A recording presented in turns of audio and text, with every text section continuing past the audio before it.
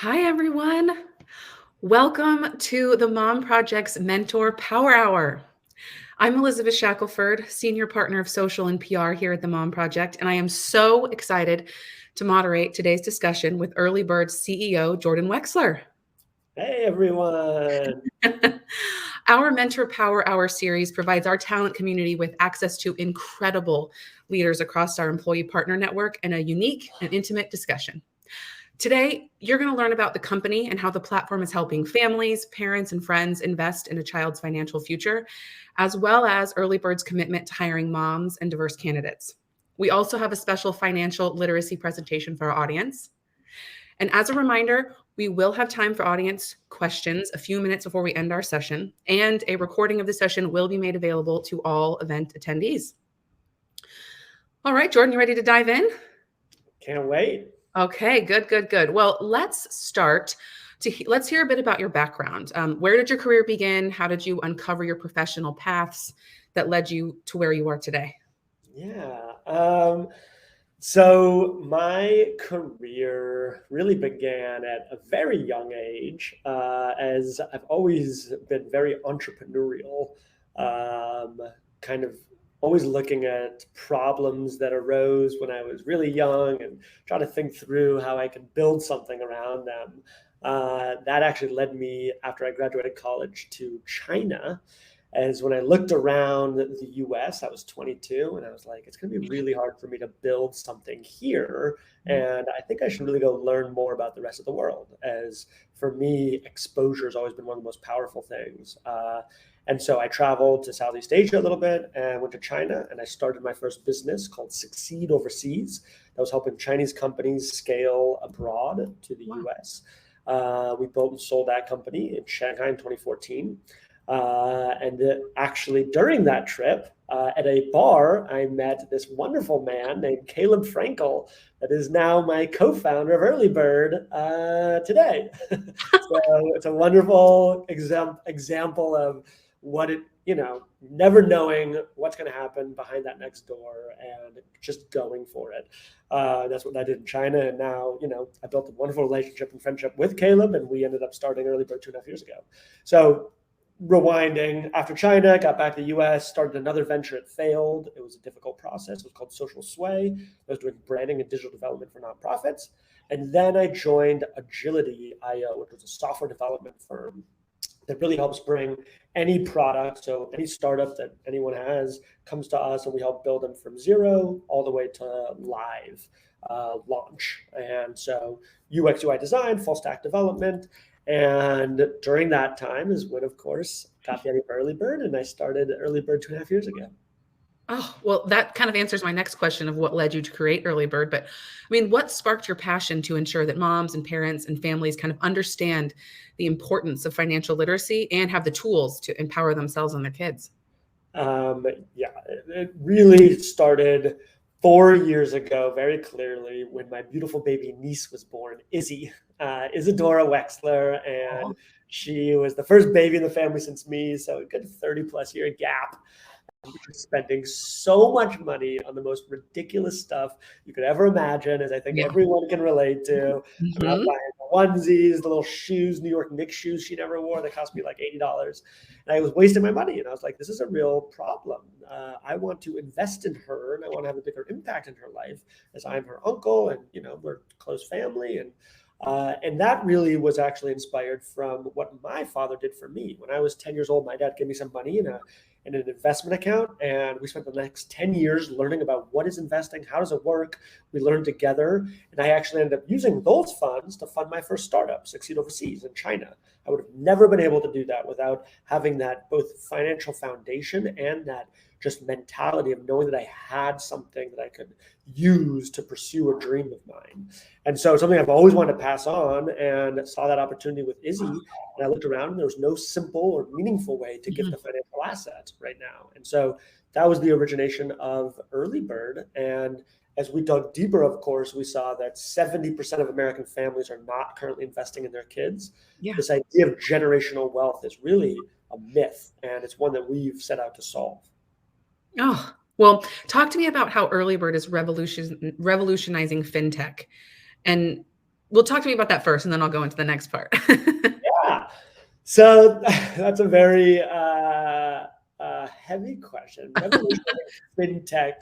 I think what we're less so interested in revolutionizing fintech. We're much more interested in truly creating equal access for every American family to have the opportunity to build an investment portfolio for their kids so that they can build a better financial future for the next generation. That's our mission. That's what we care about.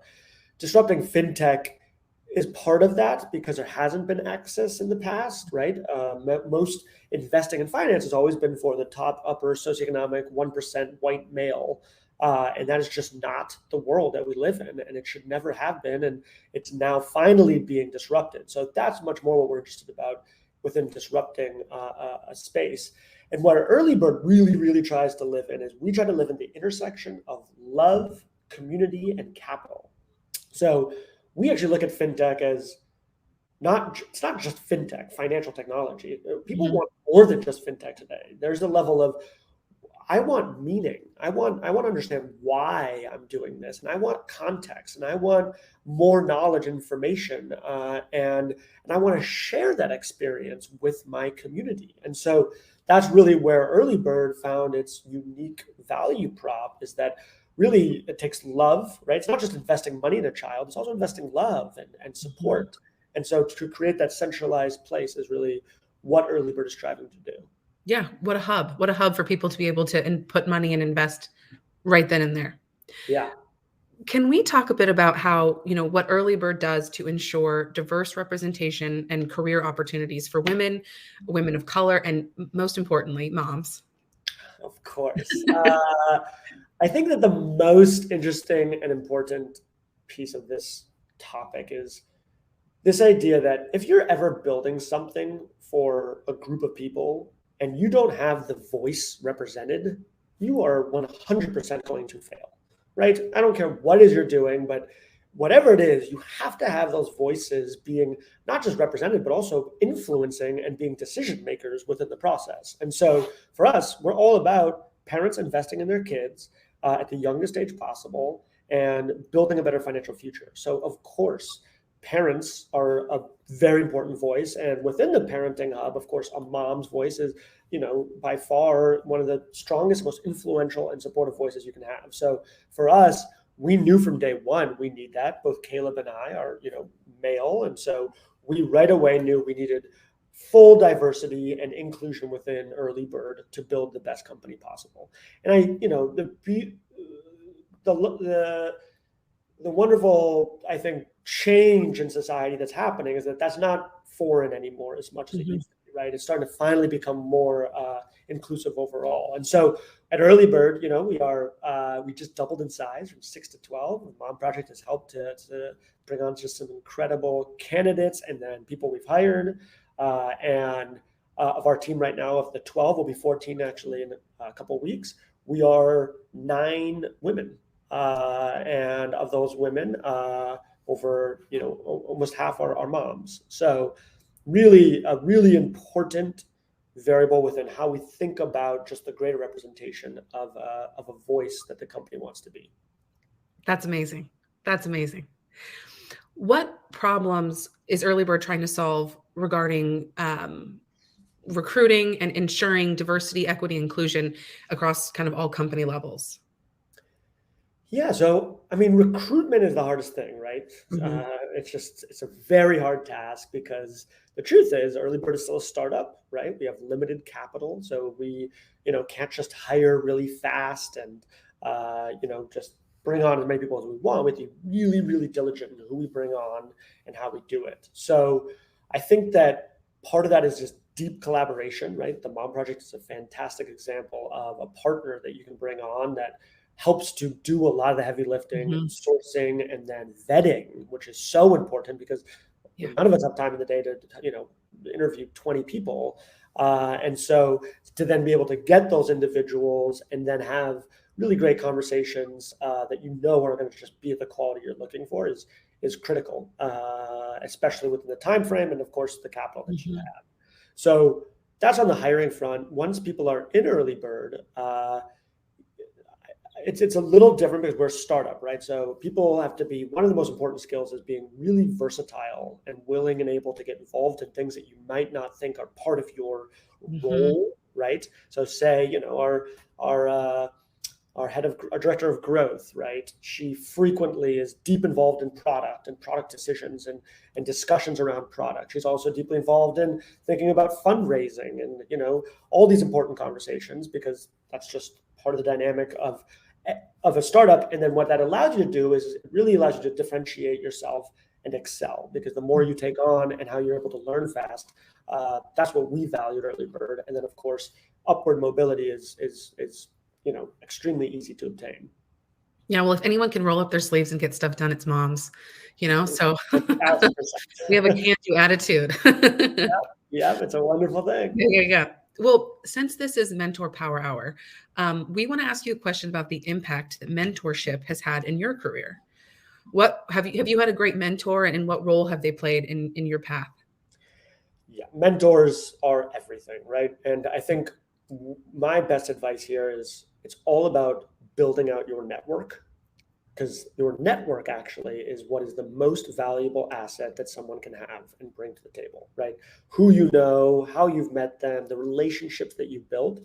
And then, of course, within that, finding people above you or that maybe have knowledge in space that you don't, and really investing in that relationship, because people love to be able to help. As you know, I've a lot of mentees that I help to guide through the startup process, and I had a lot of mentors. And the best example is that 2019, it was June, and I was at coffee. I do a monthly coffee with some of my mentors pre-COVID, and was out to coffee, hanging out, and I started telling them all about EarlyBird. Before that, it was this idea I had of the importance of investing in kids and how bringing third-party people involved, like uncles and aunts that want to invest. And Yes. I pitched him this idea. It wasn't like a formal pitch, and he literally looked at me and goes, "Jordan, if you start this, I will write you a check."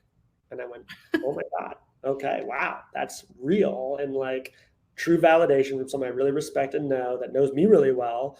And 3 months later, I left Agility and started EarlyBird, and he was the first check in. So I think mentors can play so many important roles beyond just knowledge, right? Mhm. But continue to expand your own network with the more people you know, and then of course resources too. They can provide Yeah. just so much.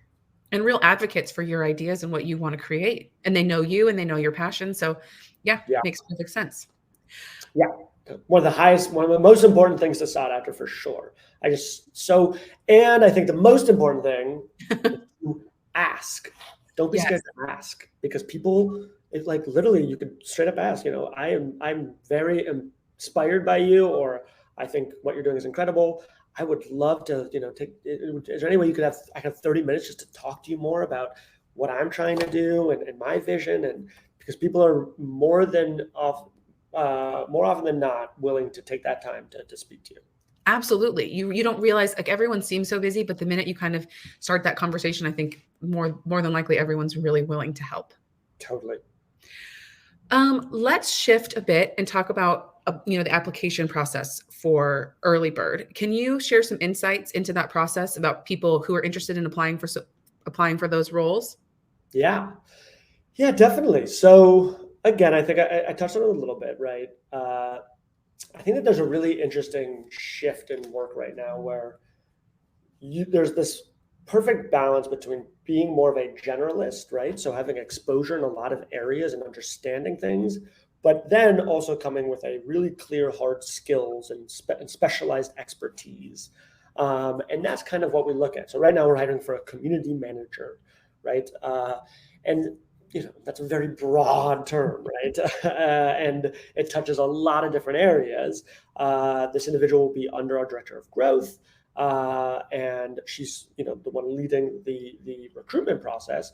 But ultimately, we are looking for an individual that can come in, understands community in general, right? As built communities. So like 10 years ago, 20 years ago, that was never thought of as like a value prop, right? I've built community. Like you tried to tell that to a company in the 80s or 90s, they'd be like, what are you talking about? But today, literally people are talking about how community is the most valuable asset you can have, period, right? People talk about minimal viable products, MVPs. Now people are talking about MVC, right? Minimal viable communities. How do you create these smaller atomic networks and then grow it out so that ultimately you have millions of people that know you and are part of your solution?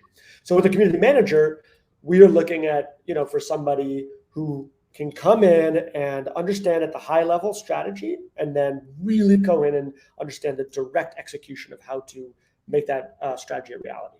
That to me is like the most important thing. And you can show that you've done it. I don't care if that's, I have 1,500 Instagram followers, but they are engaged and listen to me and the comments are amazing. Or I started a Slack group for moms, or I've, I used to do events with like meetups, like all those little things that you can do that are tangible outcomes have a lot of value when we look at our hiring process. And that goes across the board, right? For, of course, engineers, marketing, product design. And so that's what we really value in an interview. I think that being fully prepared is just so important. It's so crazy how 30 minutes of time can separate you from a whole pool of individuals, right? 30 minutes of going in, looking at our website in depth, looking at the last 3 blogs that we wrote, because we put a lot of time into that, looking at our Instagram and our Twitter handles, and looking at my LinkedIn and or Caleb's or whoever you're being interviewed by. Like these small things that really could take 30 minutes to 60 minutes can have you come in and completely separate you from the crowd, because that's what you're always looking to do. And we, of course, deeply appreciate that, because it shows definite, commitment and motivation to trying to get the role. So hopefully that's a little helpful across the board. Happy to answer anything else. No, I think so. It was. Awesome. What is working parent life like at EarlyBird?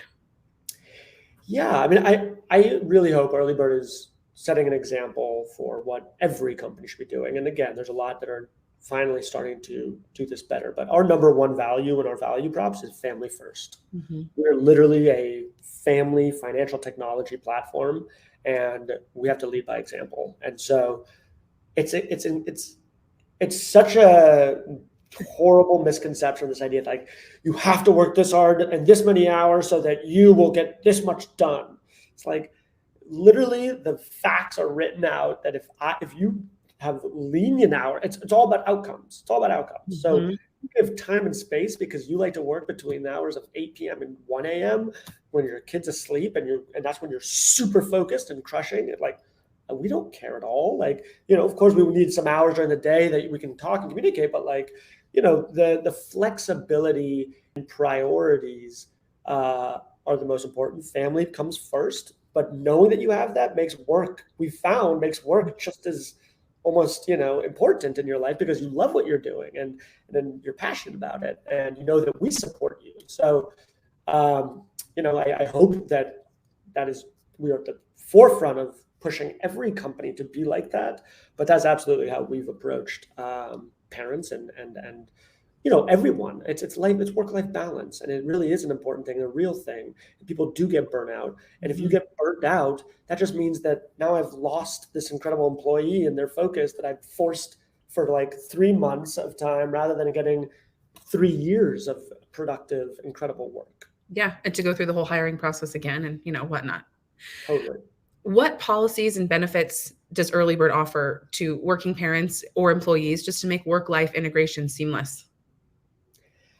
Yeah, it's a really good question, because it's actually one of the most difficult ones, because your values are, of course, what you want to lead with.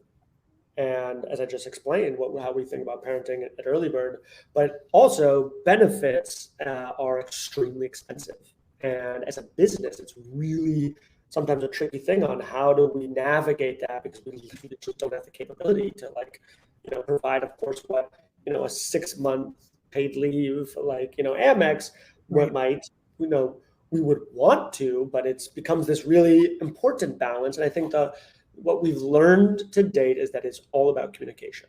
It's about having a conversation with the individuals. So from a benefit standpoint, of course, health, dental, vision, we try to provide the best we can. We haven't had anyone need maternity leave yet, but we are, we have someone who's getting close to that. And And we don't have a policy yet, but we are 100% are there to deeply support the individual in every way we can. And of course, provide, X baseline amount of time and pay time off, but having it more so be just really an open conversation to make sure that we are providing what's needed as you are a valuable part of our family at EarlyBird, and we want to make sure you have what you need. So I think that's some other stuff that's missing in benefits, is that the conversation is like, because we've also heard from parents that, look, it's very different from the first kid and the second kid, or even the third kid, right? Like how much time I really need and what I need to do. And that conversation is wonderful. We get educated, and then we can provide better what you need. Well, and I think what you're saying about just keeping an open door of communication is the first step to making sure that everyone feels valued and appreciated in what they're doing, and outside of work, as a human and as a diverse individual. Yeah. And one other small thing that we like, that we've given as a perk, is any parent that joins EarlyBird, we invest $25 a month into their child. So just as, small benefit, but it's, of course, leading by example with what we believe in EarlyBird, and of course, some of the stuff I'll get into later. But that's also a little fun perk that we'd like to continue to expand and grow out, as that's extremely important to us. Yeah, well, that's a great perk. Yeah, I'm glad you mentioned that. Yeah. So this is the last question that I have kind of before we jump into your presentation, but any parting advice for all of the working parents who joined us for this webinar today as they advance and, work toward achieving their career goals? Yeah, it's a great question. I think the thing that I always lean back into is a very simple phrase: stay curious. Really, really stay curious. If you and design systems in your life that ensure that you're always learning and leveling up.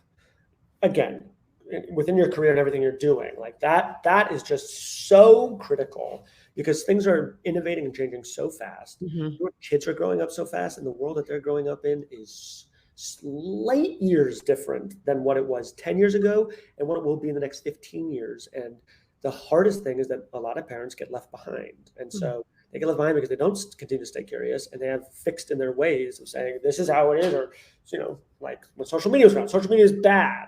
No, I mean, it has, it's not bad or good. It exists, and it's there. And like, we have to now work through how does our kid interact with that and get involved in it, because it can be an incredible, powerful tool. It can change their entire life in incredible ways. It can also be a really difficult tool that absorbs and takes away from their life. So I just think the process of staying curious and making sure that you have ways that you're learning consistently, right? That could be podcasts in the gym, or, finding ways of, YouTube videos of learning about any subject that you might be interested in. But take that 10 minutes and try to level up. Great advice. Thank you. Of course. Well, without further ado, I'll let you jump into your presentation.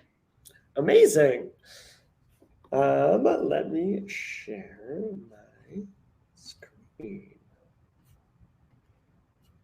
All right. I assume everybody can see. All right. Well, I know I did just speak for a long time, so apologies that I'm going to run through this. And I'm sure that a lot of you, it is Friday at 2:30 p.m. and learning about finance is probably not on the top of your agenda for trying to get it out of or end the day. So I'm hoping I can make this as enjoyable and fun as possible, because honestly, it doesn't have to be a horrible experience. And there's definitely a lot of small things we can learn and run through. I'll try to make it pretty fast and concise. And of course, we'll share this with everyone that was on the call. But the bottom line is, what we're talking about today is truly, how do you think about and build generational wealth?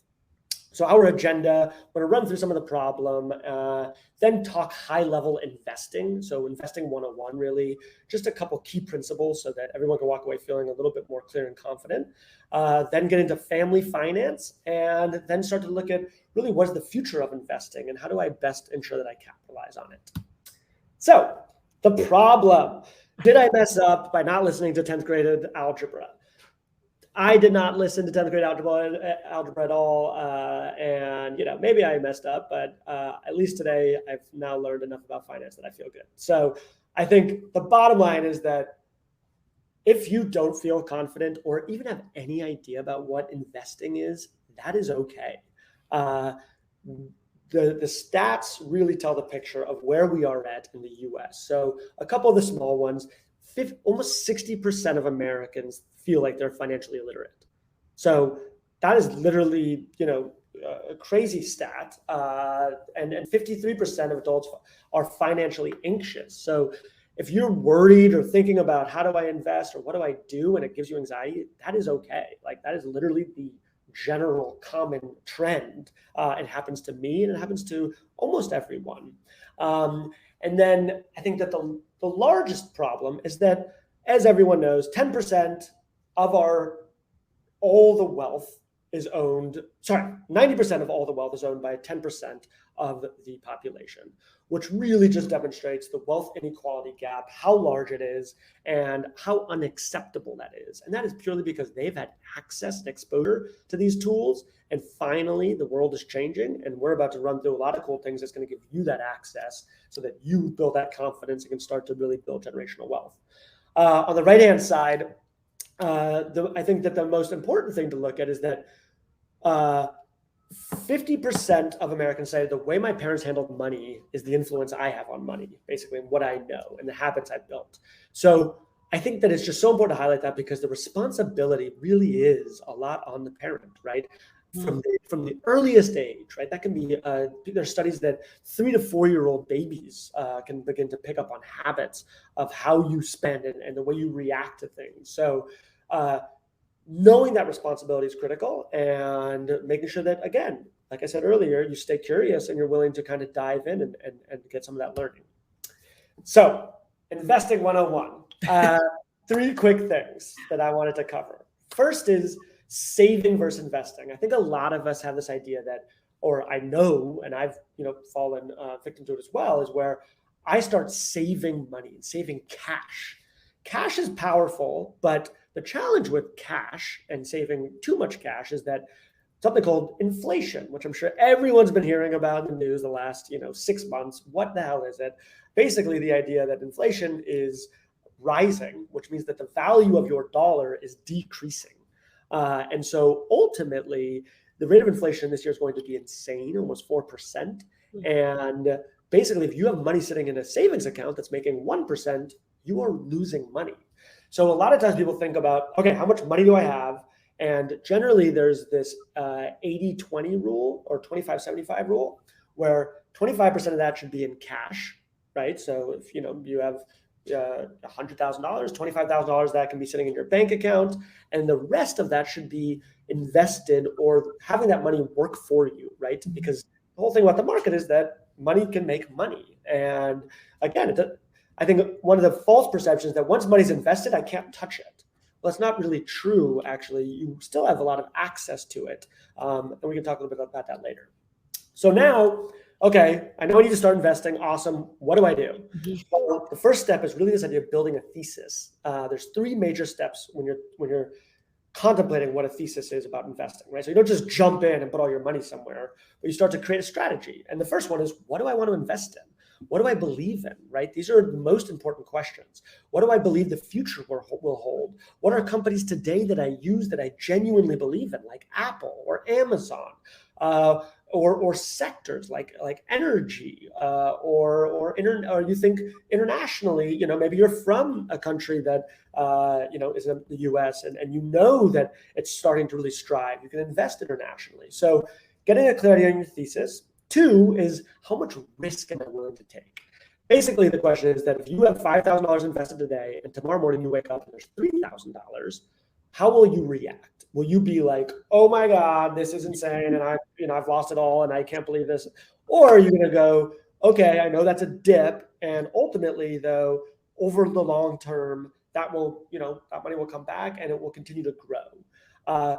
Either's okay. There's no right or wrong answer there. It's just understanding your risk tolerance, because if it's low, you want to be in more conservative, safe investments. And if it's high, you can take more risk and, more potential growth investments. And the last one is time horizon. So how much time do you have to invest? It's a really important question, right? Do I need this money maybe in 2 years, 3 years? Am I trying to buy a house really soon? Or do I not need this money for the next 10 years, 20 years? Honestly, there's no point maybe that I even will think about when I need this money. And so again, low time horizon, 1 to 3 years, you want to be more conservative, and longer time horizon, you can be more aggressive.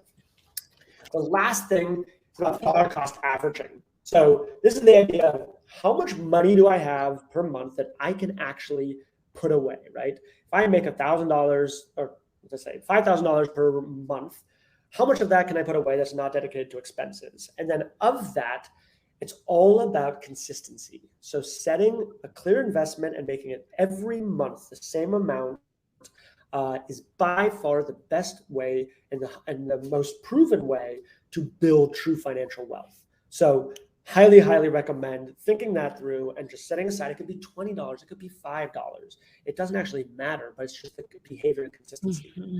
On the right-hand side, we have some tools that I won't jump into, but you guys can take a look at. Robinhood's a great investing tool, and then a couple really awesome podcasts below. So why is investing so great? It's really simple. One major concept called compounding interest, which is really the idea of if you invest today and that money grows, then your money is growing on top of that money, and it's exponentially growing over time. Right? So if it's growing at 10%, that's 10% every year, you can have an incredible impact on how much money you have. So playing a really quick game, if you have your kid, whatever age they are, but let's say 0 years old, you just had a child, and you put away $20 in month 1, and you said, I'm going to do that every month for the first 18 years of their life, how much money do we think that child will have at 18? Well, the answer is $12,131, about, with a 10% interest gain year over year, which is generally what the market provides historically. Then it gets really interesting because, okay, this is maybe a side account for this kid. You're doing $20 a month for the rest of their life. And now they're at 60, about to retire, how much money they have with just $20 per month, close to $1 million. But then the most fascinating one is 60 to 70 years. Does anyone have any idea? It's wild. Then we have $2.5 million basically in this account. So within a 10-year time period, you are seeing the extreme impact of compound interest, which is again all about time.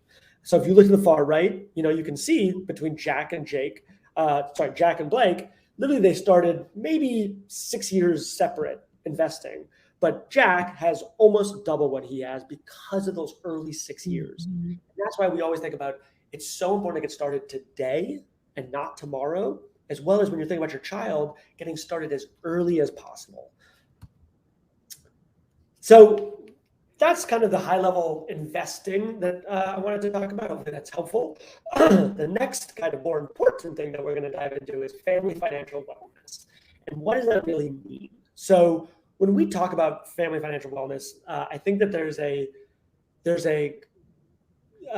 relationship to money that's always really interesting, right? Money has forever and for all people been directly related to stress. I think we can all understand that, not knowing what the next paycheck or how am I going to afford this or that.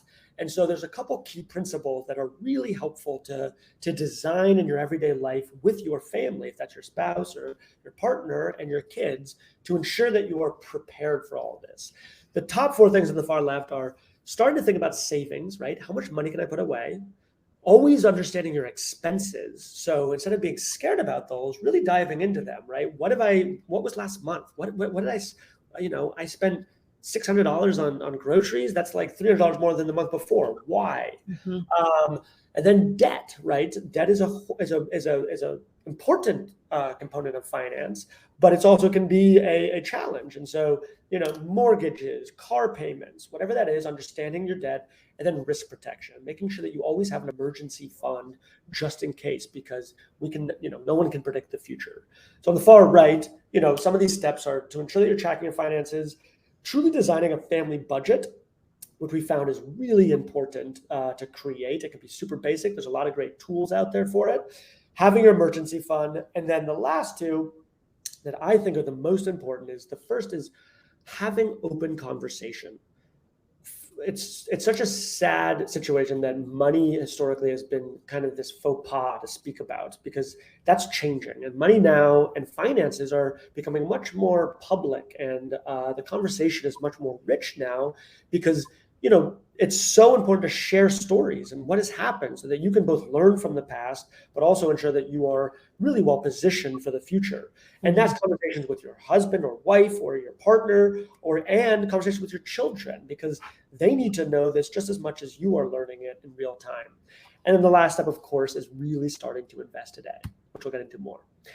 So now you're ready to invest. You're excited about it. You understand. You're motivated. You want the family financial wellness side. What do I do with my child? Right? I've got my kid. He's 3 years old, and where do I start? There's really two primary types of accounts that we talk about when it comes to early childhood investing. The first one is a custodial investment account, and the second is a 529 plan. A 529 plan has historically been labeled as a college savings plan.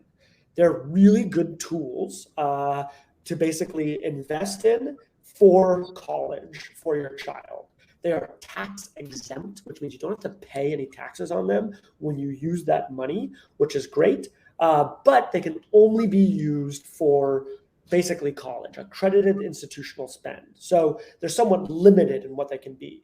A custodial investment account is a tool where it's truly like setting up an investing account for your baby, and the baby owns it, right? So literally you are investing in your baby. It's not your money anymore. It's investing in them, and they actually, can begin to understand that these are their investments, and those investments grow with them. And then that becomes their primary brokerage account when they turn 18 or 21. So, they have a massive leg up, again, looking back at compound interest, with a custodial investment account. Both are really great tools, and a lot of times people think about using them together, right? So you can have both. You don't have to do one or the other. What is more important is getting this higher level idea of how much can I put away a month, as we talked about, right? Really being clear on that number. That number can change, of course, but every month, how much can I put away? And then thinking through your priorities. Is college the thing I'm most stressed about, most scared about, most concerned about paying for? Then definitely a 529 plan should be heavier weighted. Is producing a child that's truly financially literate, has these investments, has financial freedom the most important thing for me? A custodial investment account should be more weighted. They could be 50-50 or just as you see necessary.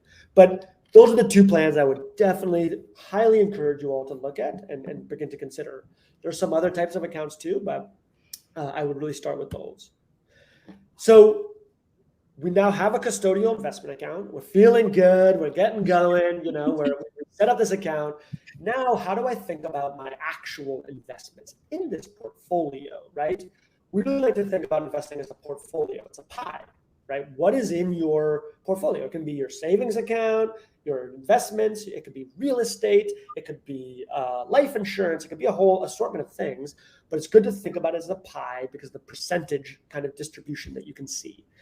When we think about an investing portfolio, there are really three main things to consider.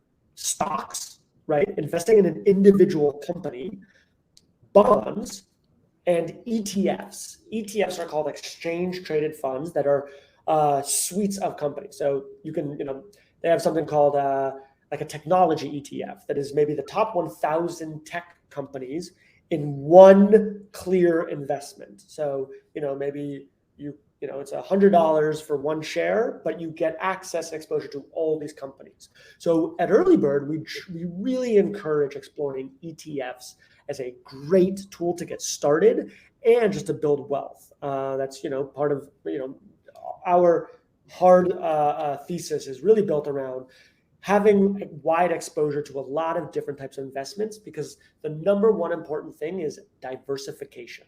Diversification is everything. So you're not going all in on Apple. You're not going all in on a specific company maybe you heard of, but you have a true exposure and access to a multitude of different companies. So that's when you start thinking about a portfolio. You can see on the right-hand side how we actually structure our portfolios.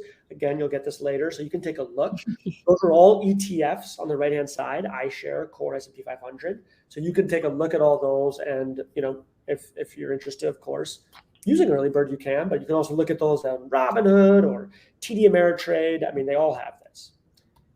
So other assets, as I mentioned, right? Of course, you can invest in real estate, you can invest in precious metals, or you can invest in crypto. And so that, of course, I'm sure is a term that we've all been hearing a lot about. And, a lot of us are curious. Some think, what the hell is this? Others are extremely enthusiastic. But I think that the most important thing here is really, again, what I said at the end of the conversation is staying curious. Your kids are going to live in a world that crypto is a common, accepted digital currency. And it will be shaping a lot of how we look at the global economy. And it's so important to understand that. I'd love to do a little exercise. Everyone who's listening, close your eyes really, really quickly. Take 10 seconds. Think about when you were 15 years old, right? What did the future look like for you? What did you think the future was going to be, right? Was that early computing days? Was that internet 1.0, right? Was that the beginning of social media? All these things through different voices were called fads, right? They were called, oh, that'll never be anything. That'll never happen. That'll never, become mainstream. And of course, lo and behold, they did. That being said, I'm not telling you that crypto is here to, is the going to change the world in all these different ways, but I am telling you the technology behind it, which is called blockchain technology, is absolutely here to stay, and it will shape and continue to shape the world as it already has and transform tons of different industries. So I just deeply encourage everyone to take a step in and think about, what does 2050 look like? 2050, 2060, what's that world look like? And how can I ensure that I am invested in that and my baby or my child has ownership in that world? Because to us, that's the most important thing, that you have ownership in that world. And so, again, for us, crypto is a really important part of your portfolio that I really hope you all explore.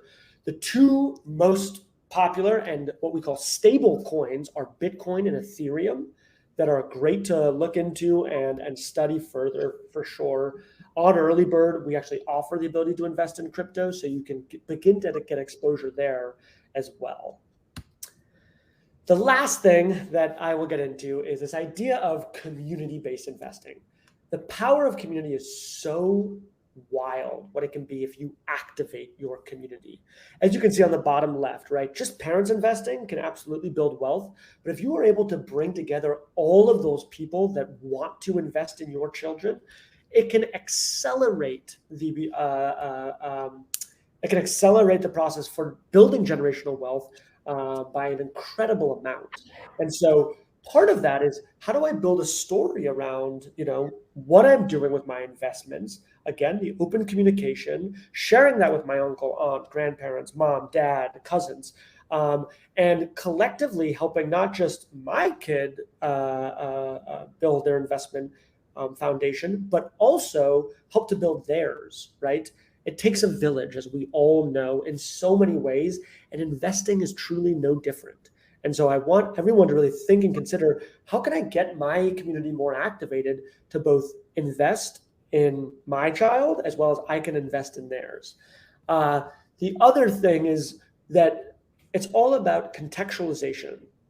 Just investing $100 into someone doesn't actually go that far, right? But to be able to invest $100 to someone and tell them why you're doing it, to always provide the why, can truly change someone's life. So kind of what my father did for me, right? He didn't just give me this money. We sat down weekly and we would talk about investments and we would justify why we're investing in this. And it was fun and wonderful. And it was real money and it got me excited. And of course, helped to shape my future as it did with helping me start my first company. So community-based investing is a really exciting idea. At EarlyBird, we deeply believe in this. We allow it to make it really easy for family and friends to invest in your child and for you to invest in others. And we hope that can carry on way beyond, of course, just EarlyBird. So just want to wrap it all up with just a couple final thoughts. So hopefully that wasn't too bad. There's a lot there, right? And there's just so many ways to get involved. But I think the most important thing is to know that you're not too late. no matter how old you are, if you have not started yet, you aren't too late. And starting today is a wonderful idea, or this weekend, right? It's Friday, go home, hang out. Tomorrow morning, maybe pull up a YouTube video or dig in a little further on what you want to begin investing in. This month is Financial Literacy Month, which is just the perfect timing for us all to take that step forward, right? And make sure that you continually get educated, stay educated, and that you're having those conversations that can truly change the life of your child and your community. And so on the far right, there's a QR code. You can easily just take out your phone and take out your camera and scan it if you're interested. And EarlyBird will be giving you your first $25 invested. So super simple to scan that and download EarlyBird and begin that account today. Because as you saw with compounding interest, if you begin now, the impact it'll have in the next 20 to 50 years could absolutely change your life. So thank you so much, everyone. I really, really deeply appreciate you all to be here and listen in on both just taking that step forward on finance, understanding and learning about EarlyBird more. It means a lot. Oh, well, Jordan, thank you so much. Really, for me personally, I learned a lot. I was taking some notes and I was like, I'll read the deck afterwards, but your passion shines through. And I think everyone's going to have some really, really great takeaways. Awesome. Okay, so now for one of the best parts, we're going to take some audience questions. I know the comment section has been blowing up. Cool. They're very eager to chat with you and ask their questions. Love that. Okay, Rosa asks, is this the time frame you are looking for? How are you making profits now? If this is the time frame you are looking for, how are you making profits now? If this is the time frame you're looking for, I'm not exactly sure I understand the question. If maybe you're referencing if you are I don't know if it's referencing to EarlyBird or just investing. So maybe we'll take it as investing. Yeah. If you are investing now and you have a short timeline, maybe how are you able to make money? I'm sorry, I don't fully understand this question, but if you're investing now, again, it's all about time horizon, right? If you need the money in the next 2 years or 1 year, you want to make you have access to those funds. So if that's what's considered profit. The gains that you make on that money, you're able to take out and then use for whatever you might need. I'm sorry if that doesn't answer your question, but I'm not entirely sure what that is. Jessica asks, how is EarlyBird building their customer base? That's a great question. So growth is everything, right? And community is really everything. So for us, we really want to build an incredible community of parents that can come together and collectively invest. We are growing our user base through our product, really. So we are a gift, one of the most fun and exciting features on EarlyBird is gifting. So literally today, you can download EarlyBird, you can connect your contacts, select your sister or your brother or whoever you have a special baby in your life. You can say how much you want to invest, and then you can record a video memory. So you can have that wonderful emotional connection to the process of financial gifting, and you click send, and in 2 to 3 days, that money is automatically invested directly in the child's portfolio. And so the end user doesn't actually even need EarlyBird. So you can send a gift to anybody. So that's how we really grow our user base, is people sending gifts to non-EarlyBird users, and then they become EarlyBird users. And then, and so if my sister wanted to put money in my daughter's account, she'd download EarlyBird, and then she could just easily add stuff as she wants to. If you don't have EarlyBird, she would send you a gift, and then you'd get a text message. You'd be able to see the gift, and then you'd be able to create the account for your child and accept the gift into that account. Amazing. And then the other way is through partnerships, like the Mom Project, right? Amazing communities that are already built out. Baby List, What to Expect. Some of these just amazing early childhood brands that we respect and are inspired by. We are just really excited to be able to partner with. Okay, Candace asks, is EarlyBird only for U.S. citizens, American citizens? Unfortunately, today, yes.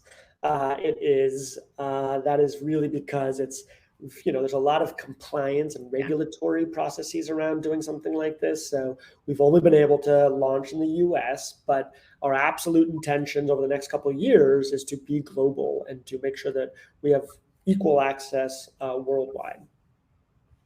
That's great. Okay, Mandisa, I'm sorry if I'm pronouncing your name wrong. What are the fees associated with investing via EarlyBird? Great question. So for EarlyBird, it is a subscription fee for the service of all of EarlyBird, right? There's a ton of different things you can do on there, not just investing.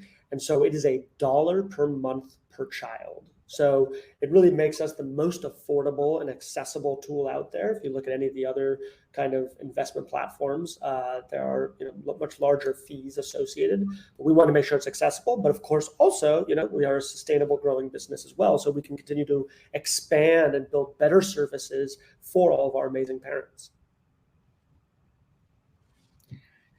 Okay, Helen asks, I have always felt intimidated by finance and investing. Your presentation was so helpful. Do you have any words of encouragement for moms who are so focused on the day-to-day responsibilities that we never take time to invest? I feel like this is coming from me too. So wonderful question, Helen. Thank you for asking. 100%. So I think that there's this idea that there's a big difference between self-directed investing, which is literally me going in and like choosing stuff and doing stuff, and then managed investing, which is what EarlyBird does. So literally on EarlyBird, in 3 minutes, you can set up an investment account and we provide the portfolio for you. And all you do is set a reoccurring investment, right? Remember dollar cost averaging, the most important thing to do. You set your reoccurring investment and that money's automatically invested in this portfolio. You don't have to think about it. You set it and forget it. Every month that money is invested and you are doing the perfect action. So I think that it's a really important differentiation that you don't have to be like, oh, okay, well, Apple and this and that. And like, no, there's a lot of great tools out there, including EarlyBird, but some of the others I sent too, like Wealthfront and Betterment. I would definitely go take a look at that help to guide you. They're guided ways to invest so that all you're doing is answering some questions, setting a recurring investment, and you are on the path to becoming a really great investor. Making it easy for us. 100%, because it does, and then of course you can start to figure out the little, if you're interested, you can start learning a little bit more. Yeah, you can more involved. Provides a good entry point, I think, for people who are intimidated by it. Yep. All right. Candace asks, what should I do with my funds now that my daughter is 20 years old? Yeah. That's a really great question too. I think it all depends, right? So if you had a custodial investment account, the ideal is that this now becomes the ownership of your daughter, right? You actually around 20, you want your daughter to start taking ownership and responsibility for these investments. That's just it, right? So that's why at EarlyBird, right, from day one, we think about how can we ensure that by the time a kid turns 18, they fully understand what they're invested in, they understand how the market works, what is investing, different types of assets, how much money's invested. They deeply understand that. And so if your daughter does not, it's totally fine. Of course, the first step would be to really encourage her to learn more so that she can start to take ownership of these investments and funds. That is really the most important thing. If these are funds that maybe you have on the side that she doesn't know about, maybe that you have an account that you've been just investing in, I would highly recommend 2 things. 1, continue dollar cost averaging in that account because you saw the power of compounding interest and what it can have. And then 2 is find a way to get your daughter involved in that account, right? How do you bring her in? Because there's just this horrible situation and this sad story of so many families that you ask, I'm sure a lot of people on this call, do you know what your mom and dad have? Period. Do you know how much money they have? What accounts they have? I guarantee you on this call, 70% of you will say no, which literally means that unfortunately your mom and dad are going to die and that is going to be passed down to you. And it can either be a total chaos of like, wait, what the hell is that? Or that account and this or that, or hopefully there's that conversation happening where, no, you can share this information and talk about this. Like you have this account and there's this much money in it. And like, now let's, continue to think about what would you use that money for? What do we want that number to get to in that account so you can buy your first house, so you can have a wedding or you can travel, whatever it might be. But that would be my primary advice.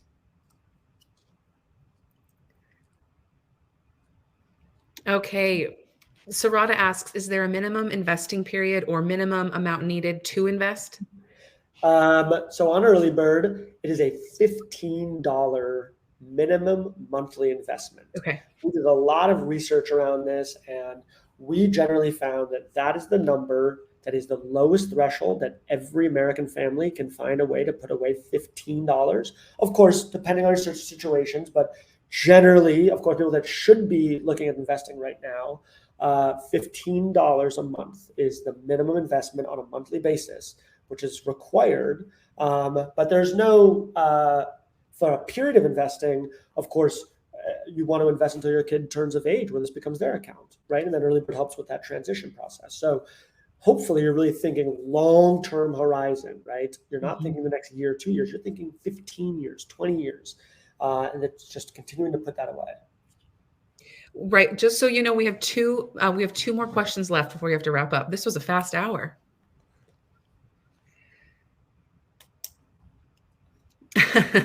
Okay, Mandisa, I'm glad. Thank you.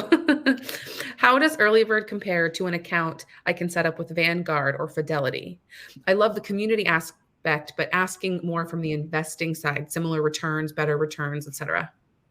Yeah, so the community aspect is by far one of the biggest differentiators, right? There's no way for you to bring in your community and be able to invest also with these video memories and create a really meaningful kind of centralized place with financial literacy for your child. As far as investing strategies, our vision is to be the modern holistic portfolio for the next generation. So that includes public market investing, like I showed you with ETFs, but we are the first platform ever to offer the ability for families to invest in crypto for their kids. So that's just the first step in expanding the digital assets that will be involved in your portfolio. So at Vanguard, you can't do that. You literally can buy Bitcoin, Ethereum for your child and invest that into their portfolio on EarlyBird. So that continued diversification and exposure is, absolutely one of the biggest unique value props that you'll be able to get on EarlyBird. Okay, Magda asks, what are the goals for EarlyBird team-wise? Are you looking to recruit mostly working parents? So the goals for our team is, a lot of startups are structured around fundraising, right? When we fundraise to bring in more money as we are becoming more and more successful. So we just closed our Series Seed, which is our third round of funding, and it allowed us to hire an amazing team we have to date. We'll be at 15 by the end of May. And we, unfortunately at that point, right, it has to slow down a lot because, that's the core team we're running with.